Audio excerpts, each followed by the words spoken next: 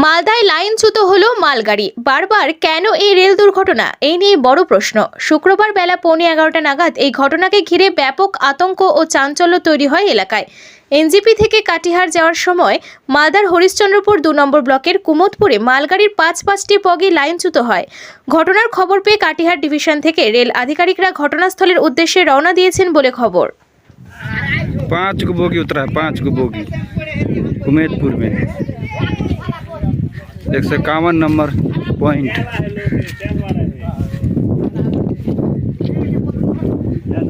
Doctor साहब थोड़ा आइएगा, आप टेक्नीशियन है यहाँ का।